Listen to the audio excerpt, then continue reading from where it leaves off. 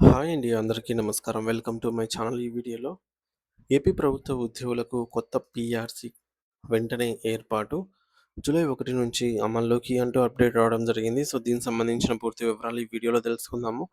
Video అయితే ఎక్కడే గానీ స్కిప్ చేయకుండా ఎండ్ వరకు చూసేయండి. అప్పుడే ఇన్ఫర్మేషన్ పూర్తిగా అర్థమవుతుంది. అలాగే వీడియో చూస్తున్న ప్రతి ఒక్కరూ లైక్ చేయండి ఫ్రెండ్స్. ఈ వీడియోని తోటి ఉద్యోగ, పెన్షనర్ మిత్రులతో అయితే షేర్ చేయండి. కొత్తగా మన ఛానల్ చూస్తున్నవారు ఇంకా ఎవరైనా సబ్స్క్రైబ్ చేసుకోకపోతే వెంటనే మన ఛానల్ అయితే సబ్స్క్రైబ్ చేసుకోండి. సబ్స్క్రైబ్ చేసుకోవడం వల్ల నేను చేసే ప్రతి ఒక్క వీడియో మీ వరకు రీచ్ అవుతుంది. ఇక ఆలస్యం చేయకుండా వివరాల్లోకైతే వెళ్ళిపోదాము. ఫ్రెండ్స్, ఇక విషయానికొచ్చినట్లయితే ఏపీ ప్రభుత్వ ఉద్యోగుల చిరకాల సమస్యల పరిష్కారం కోసం ఇప్పుడు ఉద్యమమే శరణ్యమని ఏపీ ఎన్‌జీఓ అసోసియేషన్ రాష్ట్ర ప్రభుత్వంపై యుద్ధం ప్రకటించింది. రాష్ట్రంలో 12వ పీఆర్సీ వేతన సవరణ కమిషన్ తక్షణమే ఏర్పాటు చేయాలని ఏపీ ఎన్‌జీఓ అసోసియేషన్ రాష్ట్ర అధ్యక్షులు విద్యాసాగర్ గారు డిమాండ్ చేశారు. శనివారం నాడు ఏపీ ఎన్‌జీఓ భవన్‌లో నిర్వహించిన ఉద్యోగ సంఘాల ఐకాస కీలక సమావేశంలో ఆయన మాట్లాడుతూ, ఉద్యోగుల న్యాయమైన సమస్యల పట్ల ప్రభుత్వం వెంటనే స్పందించకపోతే రాష్ట్ర వ్యాప్తంగా భారీ ఉద్యమానికి సిద్ధమవుతున్నామని స్పష్టం చేశారు. గత వైకాపా హయాంలో ఉద్యోగులు ఎన్నో ఆర్థిక ఇబ్బందులు మరియు మానసిక ఒత్తిడిని ఎదుర్కొన్నారు అని చెప్పి ఎన్నో ప్రస్తుతం కూటమి ప్రభుత్వంపై ఎన్నో ఆశలు పెట్టుకున్నామని అయితే ఆయన గుర్తు చేశారు. సో, ప్రభుత్వం ఇప్పటికీ కొన్ని సమస్యలపై సానుకూలంగా ఉన్నప్పటికీ, ప్రధాన డిమాండ్ అయినటువంటి వేతన సవరణ విషయంలో జాప్యం చేయడం ఉద్యోగుల్లో తీవ్ర ఆందోళన కలిగిస్తోంది.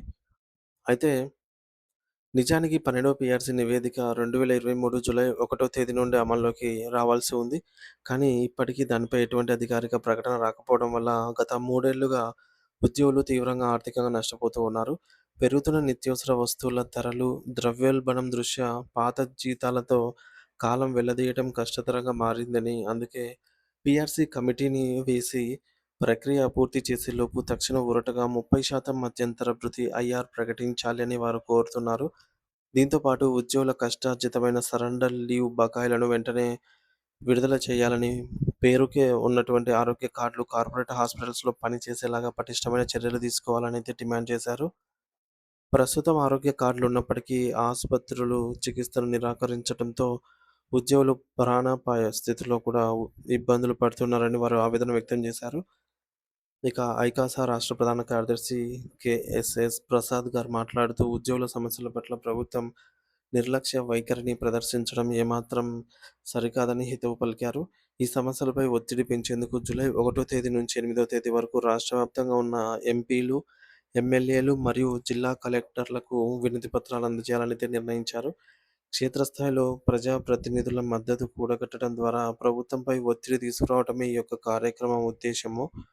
ఒకవేళ జూలై 8వ తేదీ నాటికి కూడా ప్రభుత్వం నుండి ఎటువంటి స్పష్టమైన హామీ లేదా చర్యలు లేకపోతే జూలై 26 తేదీన ఐకాసా మరొకసారి సమావేశమై భవిష్యత్తు ఉద్యమ కార్యాచరణ అంటే సమ్మె లేదా నిరసన దీక్షలను ప్రకటిస్తుందని అయితే హెచ్చరించారు. మరి ఉద్యోగులు అంతా కూడా ఐక్యంగా ఉండి తమ హక్కుల సాధన కోసం పోరాడాలని, ప్రభుత్వం కూడా రాజకీయం చేయకుండా వెంటనే 12వ పీఆర్సీని మరియు 30% ఐఆర్ అంశాలపై జీవోలు విడుదల చేయాలని అయితే కోరుతూ ఉన్నారు.